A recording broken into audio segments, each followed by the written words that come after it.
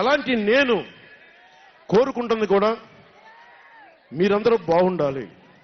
మనలో మనం కొట్లాడకుండా, కులాల మధ్య కొట్లాడకుండా, వర్గాల మధ్య పోరు లేకుండా, ప్రాంతీయ విభేదాలు లేకుండా ఆంధ్రప్రదేశ్ సుభిక్షంగా ఉండాలని తపన పడేవాడిని నేను. అలాంటి నేను కొన్ని నిర్ణయాలు తీసుకుంటాం. ఆ నిర్ణయాలు ఎలాంటివి? నాకు సంబంధించినవి కాదు, ప్రజలకు సంబంధించినవి. పొత్తులో భాగంగా నేను 24 స్థానాలు తీసుకున్నాను. 24 అసెంబ్లీ స్థానాలు తీసుకుంటే ఇంతేనా అంటున్నారు. 24ఏనా? ఇంతేనా? మనోళ్ళు కాదు, అవతల వాళ్ళకి తెలియట్లా. బలి చక్రవర్తి కూడా వామనుణ్ణి చూసి ఇంతేనా అన్నాడు. బలి చక్రవర్తి కూడా వామనుణ్ణి చూసి ఇంతేనా అన్నాడు.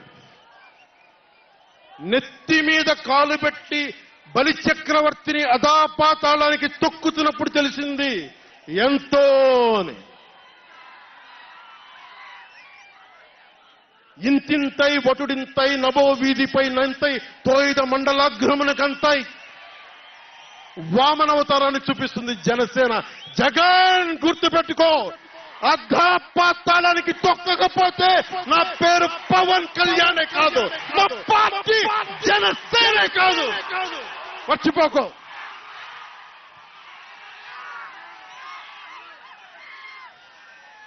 రేపు ఎన్నికలైనప్పుడు వైసీపీ వాళ్ళకి తెలుస్తోంది మనం ఎంతో. నెత్తి మీద కాలేసి తొక్కుతాం కదా, అప్పుడు అర్థమవుతుంది నేనేంటో.